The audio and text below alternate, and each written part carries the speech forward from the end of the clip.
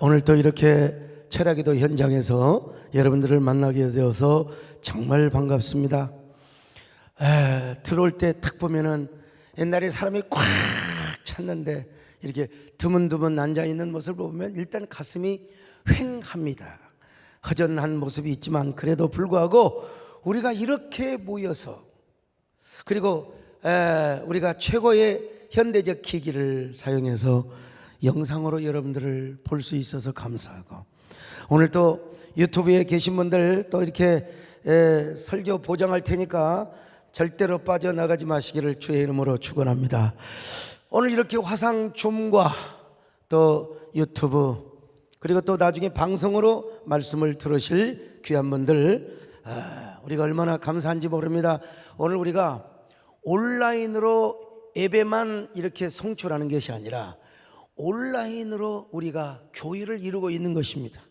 온라인으로 우리가 양육도 하고, 어제도 춤기도 하나, 어제 여러분 다 기도해 주다가 목 가버렸잖아요. 그냥 쭉 그냥 나는 이상하게 다 이름 보고 성도들 보면 또 기도를 안 할 수가 없어요. 이게 참, 이게 끊고 맺는 게 확실해야 되는데 아무튼 간에요. 그런데 요즘 하이브리드라는 말이 있어요. 하이브리드. 다음 주에 이런 제목으로 설교 돌려고 하는데, 하이브리드라는 용어는 미국의 문학 평론가요 소설가인 레슬리 아론 피들러가 경계 해체 시대의 문화적 특징을 학문적으로 설명을 하다가 쓴 말입니다. 근데 이게 요즘은 각 영역에서 다 쓰고 있습니다. 예를 들어서 이게 무슨 뜻이냐면, 두 가지 요소를 하나로 합쳐서 더 높은 성능 및 만족을 주는 것을 말합니다. 자동차도 하이브리드 자동차가 있습니다. 수소차와 가스차를 장점을 살려가지고 하나의 차를 만드는 게 하이브리드 자동차라고 합니다. 여러분, 이 종교 교육에서도 이미 칼빈은 이런 하이브리드의 의식을 썼어요. 이게 뭐냐면, 성찬식이라고 하는 건 얼마나 경건합니까? 요즘 성찬식이 코로나 때문에 거의 지금 못하지, 어느 교회든지 못합니다. 근데 옛날 성찬식은요, 중세 때 성찬식을 도우는 사람들이 만약에 포도주 잔을 엎어버렸다 그러면 그건 일생의 가장 큰 저주입니다. 저에게도 한 번도 그런 일이 있었는데, 하여간 누구 그 부티지에서 포도주 잔을 엎어버렸어요. 어쩔 수 없이 6개월 그 정직을 시켰습니다. 어쩔 수 없이요. 이 성찬식이 그렇게 엄숙해요. 그런데 성찬식이 엄숙한데, 이게 칼빈은 또 뭐냐면 주네브 찬송을 또 불러요. 그렇게 엄숙하게, 이게 이제 두 요소가 합쳐지는 겁니다. 그 주네브 찬송은 뭐냐면 시편 찬송인데, 그 시편 찬송이 거룩해야 되잖아요. 그런데 모든 시편 찬송을 다 작곡할 수는 없잖아요. 그래서 프랑스의 대중가요, 프랑스의 좋은 가곡들을 빌려다가 바로 시편 찬송 가사를 입힌 거죠. 이것도 뭐냐면 하이브리드의 사역이라는 겁니다. 그런 의미에서 오늘날 하이브리드 처치란 무슨 말이냐, 대면과 비대면이 서로 하나가 되어서 만나는 겁니다. 여러분, 우리가 대면 예배 당연히 어떤 분이 어제 저녁에 유튜브를 하나 보내줘요. 그래서 한국계 상당히 이제 보수적인 어른인데 거기에 소강석이 나와요. 근데 그 소강석이가 우리 교회가 잘못한 것을 정부에 사과해야 한다고, 정부에 잘못했다고 비례한다는, 여러분, 이 가짜 뉴스 세상에 내가 전화를 했어요. 오늘 내가 어른을 존경하는데 그 얘기를 어디서 들었냐 그랬더니 말을 살살 돌려요. 그 가짜입니다. 그런 말 믿지 마세요. 그런 사람들이 있어서 큰일 나는 겁니다. 아이고, 내가 큰 신뢰를 했네요. 내가 우리 김재일 장로님 얘기도 했죠. 그랬더니 내가 나중에 해명방송을 꼭 해드리겠다고 해서, 해명방송 내가 부탁하는 게 아니고 항상 그렇게 가짜 뉴스에 놀아나면 절대로 안 됩니다. 내가 이번에도 정부와 싸워가지고 이렇게 얻어낸 거예요. 99명도 사실은요. 어떻게 여러분 그런 말도 안 되는 소리를 하고 있어요. 진짜. 그래서 그랬더니 뭐라고 하냐면, 오늘 또 내가 다시 전화를 했어요. 오면서 다시 한번 전화했더니 아이고 이리 훌륭한 목사님인데 소강석을 저쪽 그 보수에서, 나는 저쪽도 아니고 이쪽도 아니요, 변절자라고. 변절자가 전혀 아닙니다. 나는 지금까지 내 길을 가고 있습니다. 내 길을 가고 있는 거예요. 그랬더니 내가 하여간 미국 갔다 와서 내가 식사 한 끼 산다고. 식사가 중요한 게 아니라 여러분, 가짜 뉴스에 의해서 절대면 안 돼요. 우리가 현장 예배는 진짜 목숨을 걸고 지켜야 되는 거 알아요. 근데 그렇게 가봤자 이 정도 보여가지고 여러분요, 오라고 해도 오지도 않아요. 다 성도들. 예? 그러면 그런 성도들을 어떻게 해야 돼? 그런 성도들을 우리가 온라인 서비스를 해줘야죠.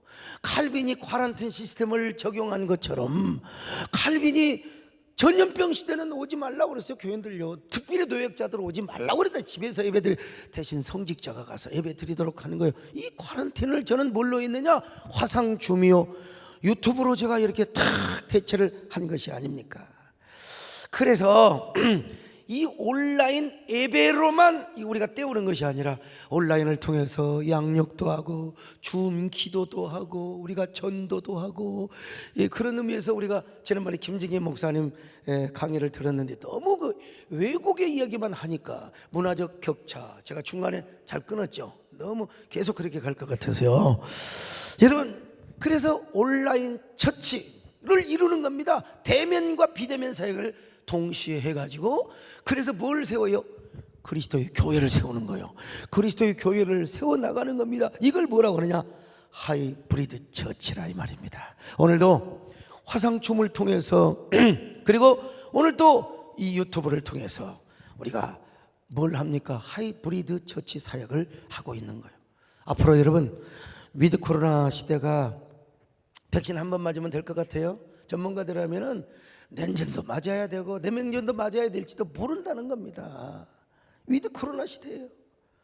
자, 그래서 미국의 교회 성장학자들, 전문가들에 의하면 아무리 건강한 교회도 출석이 아마 30%는 줄 것이다. 교인들을 당분간 2, 3년 동안은 30%는 빼앗길 것이다. 그런데 여러분, 정말 이 하이브리드 사역을 잘 하게 되면 30% 안 뺏겨. 진짜 우리가요, 작년에 나도 직접 확인할 수는 없지만 온라인 등록을 한 4,000명 했어요.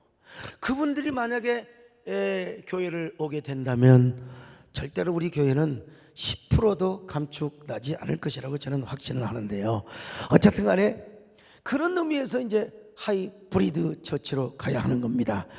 오늘 어쨌든 우리가 이렇게 온라인 안에서 예수 그리스도를 중심으로 해서 영적인 온라인 공동체, 부족 공동체를 이룰 수 있다는 게 얼마나 감사한지 알 수 없어요. 오늘 이 시간 여기 계신 분들이나 유튜브에 계신 분들이나 그리고 또 오늘 화상줌으로 오신 분들이나 다 주님을 사모하면 아멘합니다. 주님을 사랑하면 아멘합니다. 그리고 예배를 그리워하시면 아멘하시기를 바랍니다. 하늘에 가득 영광의 온 땅에 충만한 존귀하신 하나님, 생명과 빛 지혜와 권능으로 언제나 우리를 지키시는 하나님, 성부와 성자와 구원의 하나님, 우리의 예배를 받아주시옵소서. 오늘 여러분 가정에 계신 분들도, 나 오늘 보니까 우리 배장영 전에는 강원도 속초에서 유튜브로 예배를 드리고 있다고 합니다. 좀 들어오라고 했더니 이미 늦어서 자리가 없다는 거예요. 자리가 없다는 거예요. 여러분, 이삭은요 예수 그리스도를 가장 많이 닮았다고 했잖아요. 특별히 어떤 것을 닮았느냐? 순종을 닮았어요. 순종. 하나님이 성부 하나님께 순종하는 것처럼 이삭도 아버지 아브라함과 더 크게는 하나님께 순종하는 삶을 살았습니다. 이삭이. 지난번에도 말씀드린 것처럼 어느 날 하나님께서 아브라함에게 말씀하셨어요. 아브라함아, 모리아 산에 가서 너의 하나밖에 없는 독자 이삭을 드려라. 이게 여러분, 이 일반 상식 가지고는 김재일 장로는 이거 받아들일 수 있어요? 경민이를 그냥 갖다가 목을 쳐가지고 참. 자, 창세기 22장 2절 같이 봅니다. 시작. 여호와께서 이르시되 내 아들 내 사랑하는 독자 이삭을 데리고 모리아 땅으로 가서 내가 네게 일러준 한 산 거기서 그를 번제로 드리라. 거기서 그를 번제로 드리라는 겁니다. 번제로. 아브라함은 하나님의 명령에 순종하여 아침 일찍 이삭을 데리고 출발합니다. 이삭아, 오늘 아침 모리아 산으로 제단을 쌓으러 가자. 하나님이 어제 저녁에 나에게 감동을 주시고 명령을 하셨단다. 여러분, 이삭은 그냥 여러 가지 불만이 없어요. 거기까지 갑니까, 아버지? 부엘세바에도 저 가봐서 산이 있습니다. 부엘세바에도 산이 있는데 왜 모리아까지 가야 된다는 말입니까? 그런 거 안 물어봐요. 그냥 예, 가야지요. 이놈도 지혜비를 닮아서, 이놈이라면 죄송하지만 이삭도 자기 아버지를 닮아서 제단 쌓는 것이라면 너무나 좋아합니다. Of course. 아버지가 제단 쌓는 걸 좋아하니까 아들도 좋아합니다. 그래서 이삭은 아무것도 모르고 따라갑니다. 이때 이삭이 뭘 가져가요? 나무를 치고 갑니다. 나무를 치고 가. 그리고 푸른 아브라함이 들고 갑니다. 그런데 이삭이 가면서 자꾸 물어봐요. 아버지, 제사드릴 풀과 나무는 있는데 제물이 왜 준비가 안 됐습니까? 구곡한장을 찌르는 질문을 합니다. 한 번만 물으면 좋을 텐데 세상에. 자꾸 물어보니까 아버지 마음이 약할 수밖에요. 약할 수밖에요. 아버지 자꾸 시험 들게 하는 거야. 지금 시험 들게. 에? 아버지, 풀과 나무는 있는데 재물이 어디 있단 말입니까? 이 소리를 들을 때 아버지의 가슴이 찢어지는 거죠. 재물이 너라고 할 수도 없고 거짓말이라고 할 수도 없고. 그래서 아브라함이 이삭에게 말합니다. 이삭아, 하나님이 준비해 놓으셨어. 하나님이 준비해 놓으셨어. 여러분, 이때 아브라함의 가슴이, 여러분 지금 우리는 이게 연속곡 다 봐가지고 사실 그렇지만, 그러나 그래도 아브라함에게는 얼마나 가슴이 그냥 찢겨지겠습니까? 미국 선교사가 와서 여호와는 나의 목자시니 내가 부족함이 없으리로다. 근데 이분이 발음이 좀 안 좋잖아요. 여호와는 나의 목자르시니 목자른다고 생각해야 졸음이 물러갑니다. 여러분, 아브라함은 오직 하나님 한 분만 받겠죠.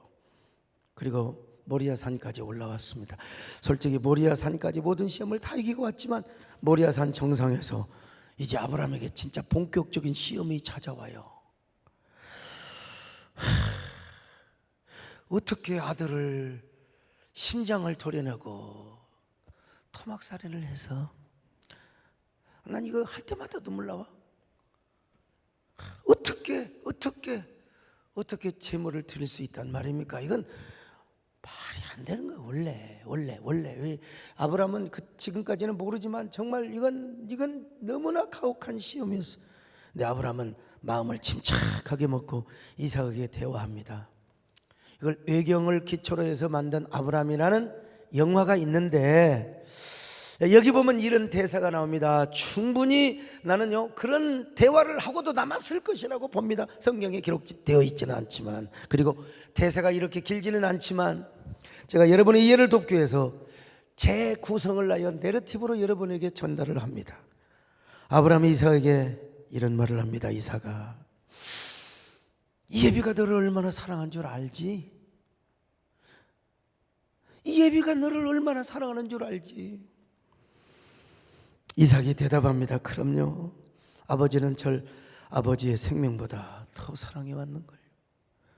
그러면 너를 이토록 사랑하는 아버지가 지금 내게 하는 말을 다 믿을 수 있겠니? 그럼요. 자, 그래서 이제 아브라함이 이삭에게 지금까지 있었던 얘기를 합니다. 이삭아, 내가 너에게 할 말은 아니지만 하나님이 나에게 75세 때 나에게 약속을 해주었단다. 뭐 그런 얘기 할 말은 아니지만 그건 이 모리아 산에서 하니까 더 의미가 있겠죠. 너를 반드시 하나님이 주신다고 약속을 하셨는데 너를 낳게 해줄 테니 그리고 너를 통하여 뭐예요? 참 하늘의 별처럼 땅의 별처럼 그리고 인류를 구속하는 이런 약속을 주셔서 그래 내가 갈대아 우르를 떠났단다. 고향을 떠나고 친척과 애비집을 떠났어. 그래서 나는 하나님께 순종하고 고향을 떠나 10년이나 너를 기다렸는데 10년이 지나고 15년이 지나도 하나님께서 약속의 자녀 주신다고 해놓고 안 주셨어.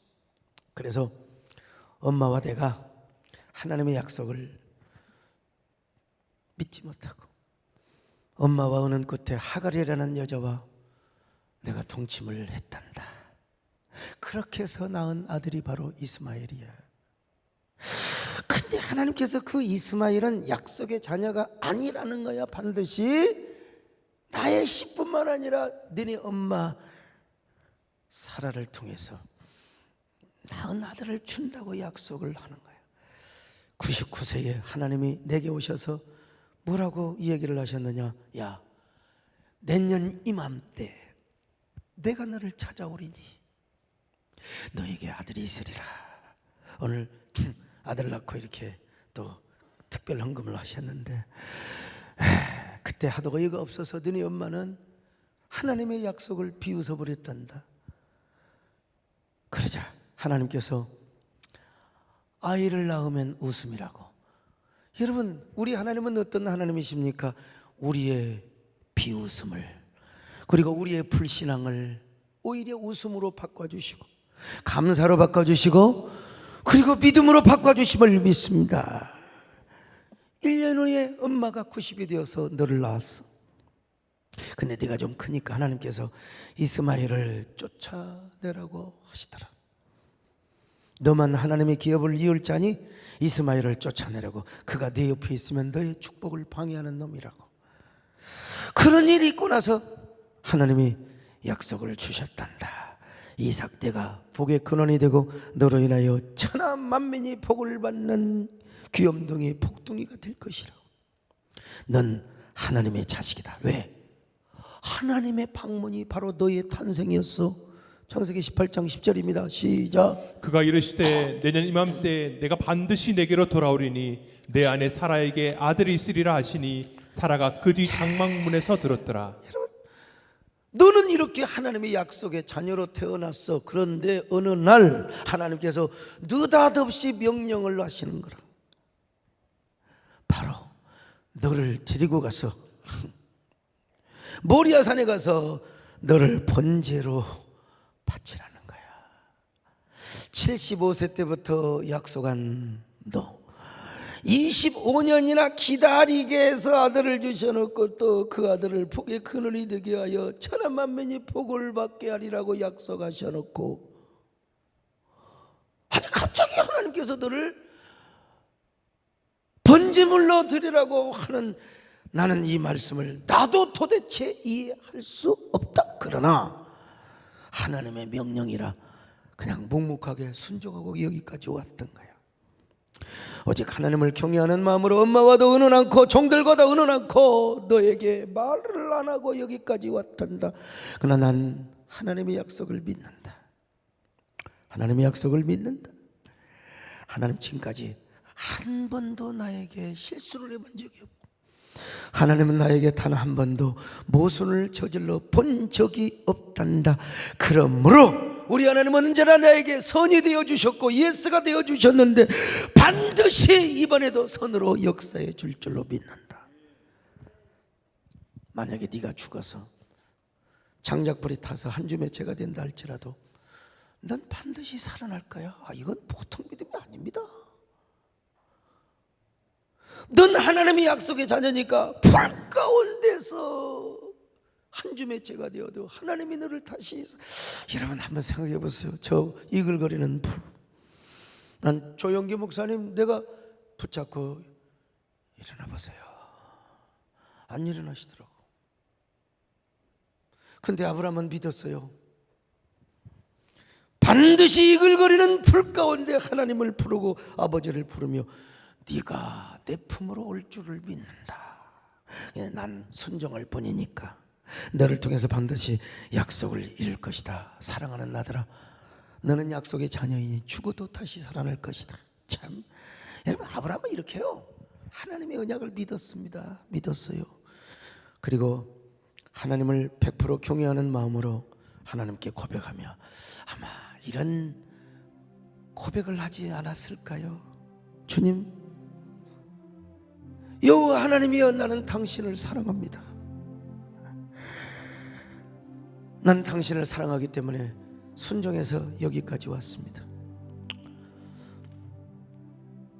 나는 부족하고 나는 지금 이 순간에도 막 의심이 생기고 별 생각이 다 나지만, 그러나 나는 이 아들이 약속의 자녀이니 하나님의 약속을 믿습니다. 하나님께서 이 아들을 반드시 건져내 주실 줄로 믿습니다. 이건 진짜, 이런 믿음이 어디가 있습니까? 이 의학적으로 이전은 가능합니까? 그러나 아브라함은 그랬다 이겁니다. 여러분, 지금까지 하나님은 단 한 번도 나에게 실망을 시켜본 적이 없다 이거예요. 할렐루야. 하나님 한 번도 난 실망시킨 적 없으시고 언제나 공평과 은혜로 나를 지키셨네.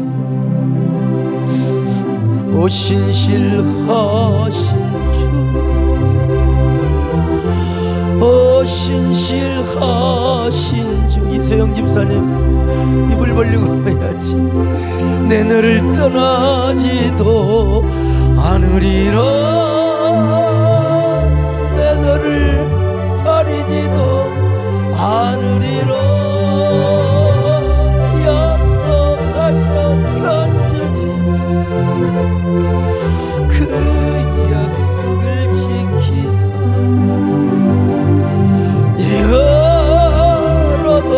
영원토록 나를 지키시리라 확신하네. 오 신실하신 주, 오 신실하신 주, 내 너를 떠나지도 않으리라. 내 너를 않으리라. 약속하셨던 주님, 아멘. 그 약속을 지키사 이거라도 영원토록 나를 지키시리라 확신하네. 이삭이 대답이요, 몇 마디 대답인데요, 똑같은 논지지만 제가 조금 더 자세하게 얘기해요. 아버지 장하신데, 아버지 정말 하나님 앞에서 장하신 아버지의 모습을 여기서 볼 수 있군요. 나 없이는 못 살 것 같은 아버지가, 나밖에 몰랐던 우리 아버지, 나를 위해서는 100번이라도 죽을 수 있는 아버지가 하나님의 영광을 위해서, 하나님의 영광이니까, 하나님의 명령이니까 무조건 순종하는 아버지. 나 이 대목에서 나 옛날 그 성탄 특집으로 나온 그 영화였는데 참 많이 그 어린 청소년이 아버지를 울려버린 거예요. 아버지, 저는 아버지를 이해합니다. 어서 저를 번제물로 잡으세요. 저를 꽁꽁 묶어주세요. 혹시라도 도망갈까 싶으니까 저를 꽁꽁 묶어주세요. 아무리 아버지를 이해한다 해도 내 가슴에 칼을 꽂으면 그 고통을 참을 길이 없어 도망갈지 모르. 이건 똑같이 영화 대사에 나온 거예요. 그렇게 되면 어떻게 하나님의 뜻을 이룰 수 있단 말입니까? 참, 여러분, 이 환장할 소리입니다. 환장할 소리. 예? 아버지가 아들을 꼭 껴안습니다. 한번 여러분 생각해 보세요. 아들아, 아버지, 뜨거운 포옹과 함께 눈물 흘리는 그 모습을 성부 하나님께서 하늘에서 본다고 한번 생각해 보세요. 무슨 생각을 하셨을까? 무슨 생각을 하실까? 먼 훗날 성부 하나님께서 예수 그리스도가 십자가에 죽는 그 모습을 아마 성부 하나님이 생각하지 않으실까? 이것도 인간적인 차원에서 설명하는 겁니다. 우리 하나님은 과거, 현재, 미래 없어요, 그냥. 근데 우리 인간에게만 과거, 현재, 미래가 있는 것입니다. 그러나 논리적으로 볼 때는 그렇단 말이에요. 여러분, 성경을 보면 이삭은 아버지를 충분히 넘어뜨리고 도망갈 수 있는 나이입니다. 왜냐하면 아버지는 불을 들고 갔지만 이삭은 나무를 지고 갔어요. 장작을 한 짐 쳤을 겁니다, 여러분. 자, 창세기 22장 6절입니다. 시작. 아브라함이 이에 번제나무를 가져다가 그의 아들 이삭에게 지우고 자기는 불과 칼을 손에 들고 두 사람이 동행하더니. 보세요. 아들이 장작을 지고, 여러분 옛날 시골에서 장작 팬 거 있잖아요. 장작. 사람을 태우려면 이게 뭐 조그만한 장작 가지고 되겠어요? 장작을 큰 짐을 지고 가야. 여러분 그 스님들 돌아가실 때도 막 엄청나게 하잖아요. 창세기에서뿐만 아니라 성경 어디를 봐도요, 이삭은 아버지 하나님 앞에서, 그리고 아버지 앞에서 전혀 저항을 하거나 한글을 하는 모습을 단 한 군데도 찾아볼 수가 없습니다. 그냥 순순히 순응하였습니다. 아니, 자원을 하였습니다. 이 얼마나 위대한 믿음입니까? 이 얼마나 대단한 믿음. 그래서 오늘 너무 기대하지 말라고 그랬어. 왜냐하면 부담이 돼요. 그러나 이거는 정말로 아브라함의 절정의 믿음이고 이삭의 절정의 믿음이 아닐 수가 없습니다. 하나님, 오늘 하나님은 나에게 무엇을 원하십니까? 나는 주님 앞에 무엇을 드려야 됩니까? 주님, 내가 여기 있습니다. 나를 써주시고 나를 받아주시기를 바랍니다. 오늘 다 여러분이 아브라함이 되시고 이삭이 되시기를 주의 이름으로 축원합니다. 주님, 내가 여기 있어 나를 보내소서. 나의 몸 주께 드리오니 주보옵소서. 주님, 내가 여기 있어 나를 써주소서. 가진 것 모두 다 주께 드리오니 주보옵소서.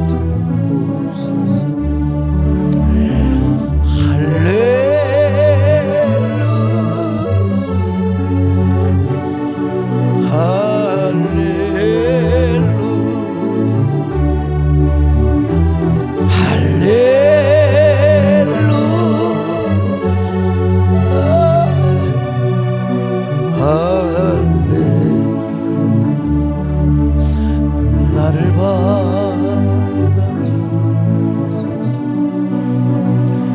나를 받아주소서.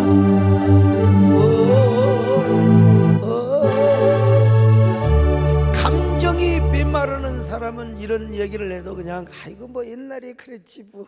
근데 여러분, 내가 지금 아브라함이고 이삭이라고 생각하면 절대로 그럴 수가 없죠. 자, 그렇다면 궁금한 게 있어요. 이삭은 어떻게 해서? 난 여러분요, 내가 우리 아들을 아무리 내가 정성스레 잘 키웠다 하더라도 신학교만큼은, 목사가 되는 것만큼은 안 하겠다고. 근데 보면요, 조현 목사님도 그래서, 조영애 목사님도 저 아들 그래서 그렇게 이야기합니다. 김장한 목사님 아들 2명이나 있는데 그분도 이게 요셉 요한이 목사님이 됐어요. 학교 다니면서 얼굴도 그냥 그 외국인처럼 생기니까 놀림도 당하고 그랬을 때, 근데 어떻게 참 목회자로 키운 거야. 이거 진짜 하나님 은혜입니다. 아니 그 김삼환 목사님 같은 경우도 뭐 여러분 요즘에 와서야 뭐 교회, 큰 교회는 뭐 부와 영광의 자리로 이렇게 이미지화되고 하지만 여러분, 목회가 얼마나 잔손이 많고 얼마나 힘들고, 근데도 그렇게 고생하는 아버지를 보면서 목사가 된다는 건, 이건 진짜 하나님 은혜가 아니면 불가능합니다. 하나님 은혜가 돼야 됩니다. 은혜가 그래야 돼요. 어떻게 이삭이 이렇게 아버지 앞에, 하나님 앞에 순종하는, 그리고 자원하는 그런 아들이 될 수 있었을까? 첫째로 아버지 아브라함에게서 제단 우선순위의 삶을 배웠을 거예요. 예? 아브라함은 어디를 가든지 제단부터 쌓지 않습니까? 세겜 땅에 가서도 하나님께 예배부터 드렸어요. 그리고 베델 땅에 가서도, 또 어디입니까? 헤브론 땅에 가서도, 브엘세바에 가서도. 이 이삭이 보니까 그냥 뭐 늘 예배 드리는 거예요. 늘 제단 쌓는 거예요. 뭐 그때 안 봤어도 뭐 어머니한테 다 들었겠죠. 엄마한테. 그리고 마지막 모리아 산에 가서 자기 자신을 번제로 드린다고 했을 때, 야, 참 훗날 여러분, 이삭도요 이런 스타일의 삶을 살았습니다. 어디를 가든지 먼저 제단부터 쌓고, 그리고요 장막을 치고. 옛날에 이런 설교 많이 했는데 진짜 오랜만에 이 성경 구절을 지금 우리가 함께 합니다. 마지막으로 뭐였어요? 우물을 팠습니다. 자, 창세기 26장 25절 같이 봅니다. 시작. 이삭이 그곳에 제단을 쌓았어요. 여호와의 이름을 부르며 거기 장막을 쳤어요. 이삭의 종들이 거기서도 우물을 팠더라. 여러분, 이삭은 자신의 라이프 스타일을 딱 보여주는 거예요. 어디를 가든지 먼저 제단부터 쌓았어요. 제단은 뭐예요? 예배 아니면 교회입니다. 예배 아니면 교회, 장막, 하우스, 거처를 말합니다. 사람이 살아야죠. 근데 집을 짓고 장막을 짓기 전에 먼저 뭐부터 했다고요? 제단부터 쌓았습니다. 우물은 뭐냐? 비즈니스, 사업, 혹은 우리 말로 말하면 직장이죠. 직장. 자, 그러니까 삶의 우선순위는 뭐냐? 제단부터 쌓고 장막을 치고, 교회를 건축하면 건축원금부터 하고, 그리고 나와서 아파트 분양을 받는 게, 이게 사실은 논리적 순서입니다. 이걸 이삭이가 누구한테 배웠을까? 아버지한테 배웠죠. 이삭은 어디를 가든지 제단부터 쌓았어요. 다시 말하면 예배 우선주의, 교회 우선주의의 삶을 살았습니다. 그리고 나서 장막, 그리고 나서 비즈니스와 사업을 위해서 투자를 했던 거예요. 우물이라고 하는 게, 우물이 없으면 가축을 못 키워요. 농사를 못 짓다. 여러분, 오늘 우리 모두 다 예배 우선주의 삶, 이삭처럼 아브라함처럼 제단 우선주의 삶을 사시기를 주의 이름으로 축원합니다. 반드시 하나님이 갚아주십니다. 아멘. 주 사랑하는 자 다 찬송할 때 그 보좌 앞에 둘러서, 그 보좌 앞에 둘러서 큰 영광 돌리세, 큰 영광 돌리세. 저 밝고도 묘한 시온성 타올라가 내 주의 찬란한 성. 두 번째, 그 얘기는 언약의 자녀라고 하는 정체성이 있었기 때문이었을 거예요. 여러분, 아브라함과 사라가 실수로 하갈을 통하여 이스마엘을 낳았잖아요. 근데 이삭은 언약의 자녀고 이스마엘은 언약의 자녀가 아니요. 그래서 언약의 자녀를 위하여 뭐요? 이스마엘을 쫓아내는 거예요. 왜 그러는지 여러분 보면 요즘도 그렇습니다. 육에 속한 자는 항상 영에 속한 사람을 핍박합니다. 가정에서도 교회 안에서도 마찬가지입니다. 율법적이고 외식적인 사람은 여러분, 자, 창세기 21장 9절입니다. 시작. 사라가 본즉 아브라함의 아들 애굽 여인 하갈의 아들이 이삭을 놀리는지라. 이삭을 놀리는 거. 이삭은 영의 자녀고 약속의 자녀고 축복의 자녀란 말이에요. 근데 이스마엘 이놈의 자식이 그냥, 그래서 사라가 누구한테? 아브라함한테 저놈을 쫓아내야 된다. 저놈을 쫓아내야 된다. 자, 창세기 21장 10절로 12절 같이 봅니다. 시작. 그가 아브라함에게 이르되 이 여종과 그 아들을 내쫓으라. 이 종의 아들은 내 아들 이삭과 함께 기업을 얻지 못하리라 하므로 아브라함이 그의 아들로 말미암아 그 일이 매우 근심이 되었더니 하나님이 아브라함에게 이르시되 내 아이나 내 여종으로 말미암아 근심하지 말고 사라가 네게 이른 말을 다 들으라. 이삭에게서 나는 자라야 내 씨라 부를 자, 것임이니라. 이 사건을 훗날 이삭이 들었다고 생각해 보세요. 아니, 당연히 들었죠. 아버지한테. 그리고 엄마한테 당연히 들었죠. 당연히. 이걸 깨달았을 때 자신은 하나님 앞에 나는 최고의 행복자다. 최고의 감격을 누리지 않을 수가 없어요. 이 웬는의 웬 축복인가. 내가 얼마나 귀했으면 이복형이긴 하지만 그 형을 쫓아내라고 했을 것인가.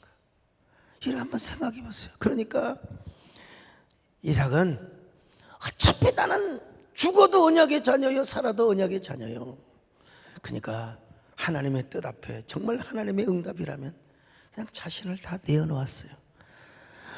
어떤 방법으로든지 자신을 살려서 하나님의 언약을 이루실 것이라는 사실을 확실하게 믿었기 때문에 그랬습니다. 오늘 우리도 마찬가지입니다, 여러분. 우리도 언약의 정체성을 가지고 살면요, 칼빈주의 교리 가운데 참 뭡니까? 무조건적 선택, 불가항력적인 은혜라는 말이 있어요. 누가 언제는 목사 되려고 했어요? 근데 언제 여러분 총회장 되게 해달라고, 언제 내가 연합기관 해달라고 내가 언제 했어요? 하나님께서 그냥 불가항력적으로 쓰시니까. 어떤 사람은요, 서목사 총회장 임기 끝나서 이제 연합기관 사실상 물 건너갔다. 웃기고 있네. 여러분, 이건 내가 하는 게 아니라 하나님이 하십니다, 여러분. 하나님이 하시는 거예요. 이게 불가항력적인 은혜를 베풀어 주셔서, 여러분, 오늘 여러분에게도 이 불가항력적인 은혜를 주셔서 여러분들이 지금 화상종합회 꼼짝도 못하고 지금 유튜브는 그냥 엎어져서 들어도 되고 누워서 들어도 되고 그렇다고 유튜브 성도들 내가 그런 건 아니지만, 아이고 마이크 또 줄었네. 아무튼 근데 우리가 이렇게 하나님 앞에 무조건적인 선택을 받고 불가항력적인 은혜를 경험한다는 게 얼마나 오늘 이 사실을 깨달으며 여러분 모두가 다 감격스러운 존재들이 되시기를 축원합니다. 오늘의 이삭이 되시기를 주의 이름으로 축원합니다. 아멘. 하나님 사랑의 너를 어느 때나 바라보시고 하나님 인전 귀로서 언제나 너에게 기울이시니 어둠에 밝은 빛을 비춰주시니 너의 작은 신음에도 응답하시니 너는 어느 곳에 있든지 주를. 자, 그 다음에 세 번째입니다. 갈 길이 바빠요. 자, 아버지 아브라함에 의하여 하나님께 진짜 순종하고 헌신하는 말씀 교육을 받았기 때문입니다. 자, 창세기 18장 18절로 19절을 같이 봅니다. 시작. 아브라함은 강대한 나라가 되고 천하 만민은 그로 말미암아 복을 받게 될 자, 것이 여기서 아니냐. 자, 조심스럽게 읽어보세요. 시작. 내가 그로 자식과 권속에게 명하여 여호와의 도를 지켜 의와 공도를 행하게 하려고 그를 택하였나니. 보세요, 여러분. 제가 이렇게 합리적인 신앙적인 추측을 해서 하는 것 같이 보일지 모르지만 보세요. 내가 그로 자식과 권속에게 명하여 여호와의 도를 지켜 의와 공도를 행하게 하려고. 그러니까 아브라함은 자기 부인에게도 하나님의 말씀을 가르쳤고 이삭에게 하나님의 말씀, 약속의 말씀, 헌신의 말씀, 순종의 말씀을 귀가 아프도록 전해줬다 이 말이죠. 그걸 위하여 하나님이 아브라함을 선택했다는 거 아니겠습니까? 아마 아브라함은 자신의 간증도 많이 했을 거예요. 아들한테요. 어린 시절 이삭에게 뭐 이야기하겠습니까? 여러분, 원래 하나님의 말씀은 모세 전까지는 구전으로 전해왔습니다. 구전에 아브라함, 이삭, 야곱 쭉 구전으로 전해져 왔어요. 그리고 모세가 성령의 감동을 받아서 그때 이게 기록을 하는 게 이제 성경입니다. 이게 어차피 아브라함은 장막에서 맨날 이삭에게, 또 이삭은 야곱에게, 야곱은 12아들들에게 말이요. 그게 여호와의 종교입니다. 하나님 말씀을 가르치고 전달하는 게 말이죠. 저도 우리 아버지한테 다 들은 게요, 우리 진주 소가는 절대로 쌍놈이 아니다. 우리끼리 할 때는 이제 진주 소씨라고 합니다. 남 앞에서는 우리의 성을 낮추지만. 그런 거 여러분 아시죠? 어릴 때부터 야, 너가 아버지 이름이 어떻게 되냐? 그러면 어떤 놈은 예, 아이고 소재갑이라고 그래. 이런 싸가지가 어디 갔어요? 예, 저희 아버님의 조남은 소자, 제자, 갑자 어르신입니다. 그러면 아하, 너는 가정교육 제대로 배웠구나. 근데 이 쌍놈들은요, 너가 아버지 뭐냐? 예, 김미식이에요, 김미식. 이거는 이제 어릴 때부터 이제 교육이 잘 안 된 거죠. 우리 아버지께서 보첩을 내놓고 족보 교육을 시키신 거예요. 족보 교육. 야, 그 내용 여러분 다 아시잖아요.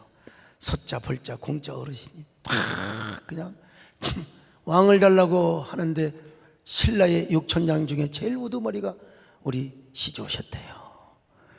하늘에서 푸른 날이 오는데 그 알을 받았다는 이야기도 있고, 저희 시조가, 아니면 산에 가서 빛이 나서 가보니까 푸른 알이 있어서 그 알을 안았다는 두 가지 설이 있는데, 어쨌든 요즘은요 인터넷 다 나왔네. 옛날에 그런 거 인터넷이 어디 있겠어요. 나는 우리 아버지 앞에 그런 교육을 받았어요.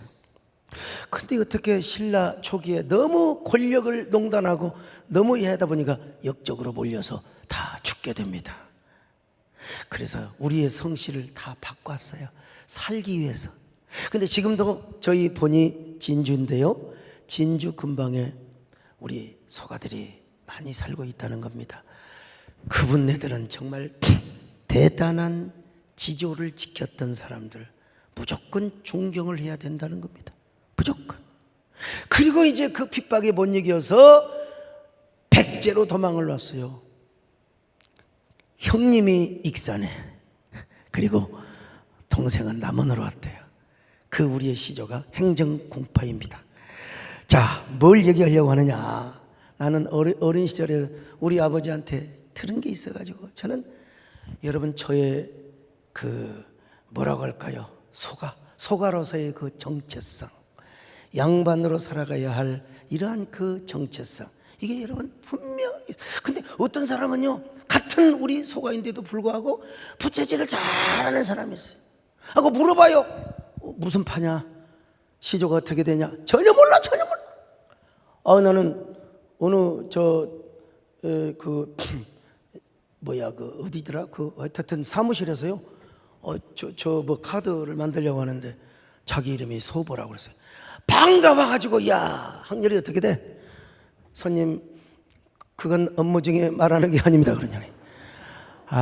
야, 그럼 말고 너가 아버지. 손님, 다시 말씀드리지만, 아이고 여러분, 저도 그렇거늘 이삭은 아브라함에게 맨날 이런 얘기했을 거 아니겠습니까? 그러니까 이삭은 하나님 말씀, 그리고 우리가 언약의 그 족보에 들어있다고 하는 이야기, 참. 그리고 우리가 언약의 자녀라는 사실을 얼마나. 그런데 여러분, 아브라함이 그래서 아니겠습니까? 항상 언약의 말씀, 순종의 말씀을 가르쳐 줬을 거예요. 그래서 이 아브라함의 평소의 교육에 의해서 자신을 번제로 드린다고 해도 그냥 그것을 억셉트 해준 거야. 자, 그것을 수용해 준 거야.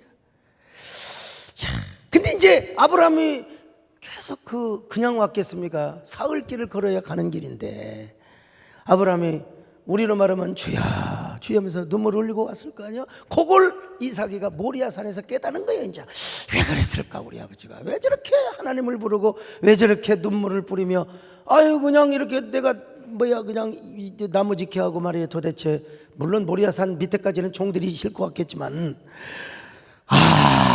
우리 아버지가 그렇게 울며 우리 아버지가 그렇게 하나님을 불렀던 이유는 바로 그랬구나. 그 자리에서 감동을 받고, 아버지 저를 묶어주세요. 저를 꽁꽁 묶어주세요. 여러분, 나중에 이삭이 결혼하는 스토리도 공부하고 이삭의 삶의 라이프 스타일을 쭉 이야기하겠지만, 이삭은 하나님의 뜻대로 다 순종을 합니다. 단 한 번도 교만하거나 단 한 번도 하나님을 의심하거나 아버지를 의심한 적이 없어요. 그냥 안 해도 아버지가 짝지어준 대로 그냥 받는 거야. 그냥 받는 거야. 오늘 우리도 마찬가지입니다. 여러분, 신앙생활에서 순종이 얼마나 중요한지 오늘 이삭을 통해서 순종과 헌신을 배울 수 있기를 주님의 이름으로 축원합니다. 축원합니다. 주님, 내가 여기 있어 나를 보내소서. 나의 몸 주께 드리오니 주버드어. 자, 우리 가슴에 손을 얹고 아멘. 주님, 내가 여기 있어 나를 써주소서.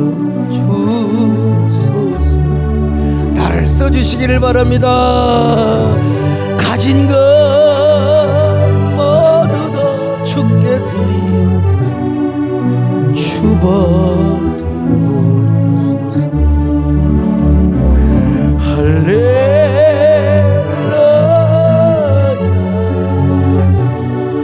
할렐루야.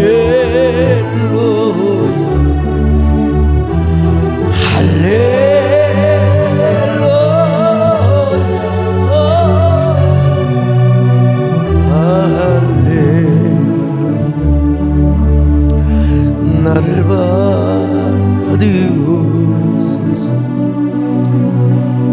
나를 받아주소서. 소리 지를 필요도 없습니다. 그저 주님과 나 사이에, 그냥 주님과 나 사이에 그냥 눈물이 나오면 눈물이 나온 대로, 그냥 회개가 나면 회개한 대로 여러분 주님하고 속삭이고 묵상하는 기도를 하시다가 돌아가시기를 바랍니다.